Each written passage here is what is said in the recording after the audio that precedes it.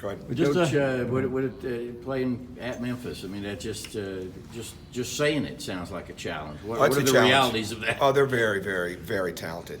Penny's an excellent coach with a great staff. They play extremely fast. They're scoring 30% of their points in transition. They create a lot of turnovers. Very, very athletic, very dynamic. Mix their defense as well with the way that they trap and press. And they put a ton of pressure on you. The length is outstanding. Scoring a lot of points. Very, very fearless on the offensive end. And it's a huge personnel game for us on how we want to guard people. But at the bottom line is we've got to take care of the ball. We've got to be in the rebounding game. And then we got to understand their personnel. But if we don't rebound and if we don't get back on defense, none of those things matter. And those are the things that we have to be extremely good at in this game. The beginning of 2020 for you guys, it really is. You've always looked at the schedule and seen, wow, what a start. But I guess you can't treat it any different. I mean, what's the mindset going into this? Yeah, we're centered on the game. There's no talk about the next game. I mean, we certainly work ahead as coaches. But not with the team. I mean, it's all locked into what we're doing. Whether it was Austin Peay, whether it was Georgia Southern, or whether it's now Memphis. I mean, it's just you stay locked in. You pace your team to get it better, and for them to improve.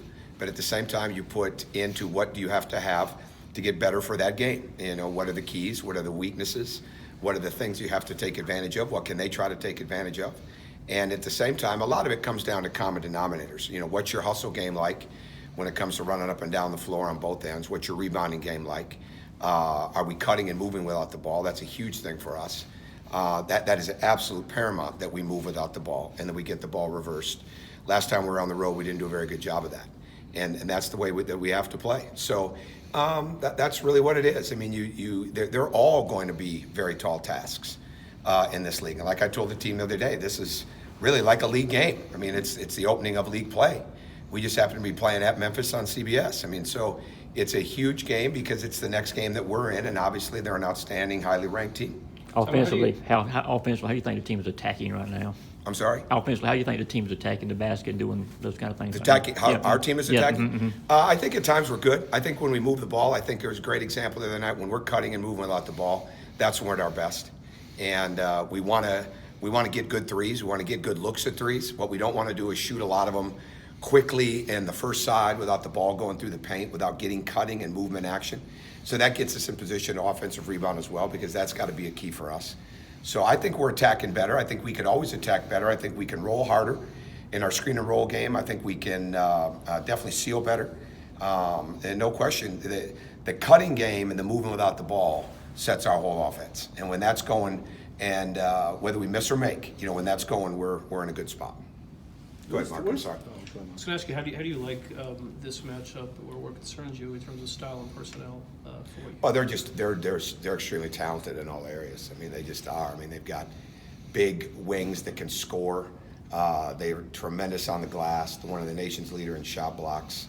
They're forcing 19 turnovers a game in their last 5 games.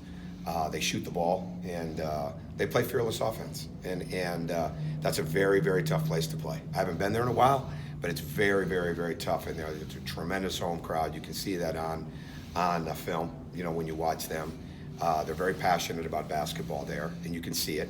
And it'll be a very, very tough environment. It'll be one of the best, if not, I don't want to say it's the best, because who knows what's going to happen the rest of the season. But it'll be one of the best environments these guys will play in all year.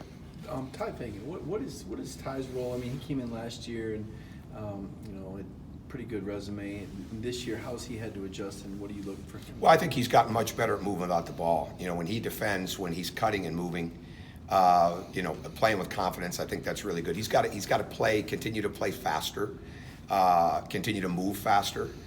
He's really, really improved, like I said, with moving without the ball. He can get loose on the baseline, and we want him to trust the three-point shot.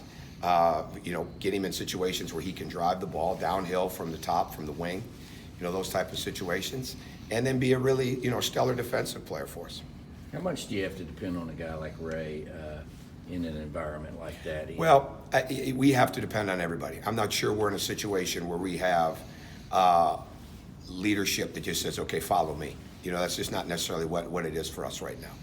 And so that's what it is. So we've got to do a great job of everybody being together and play through the doldrums, play through the the adversities, play through the successes, all the things that go on in a game. And the bottom line, what we need from Ray, what we need from everybody, but especially the older guys, is we need a level of consistency. When you get consistency through good and bad, now you have a chance to carry your team with you. And that's the most important thing. We can't let setbacks knock us back. We can't have those type of things. You can't have them with young guys. You certainly can't have them with older guys. So that is leadership, road leadership, follow me leadership is not our strength right now. That's why it's got to be collective, and we've got to continue to get better at that.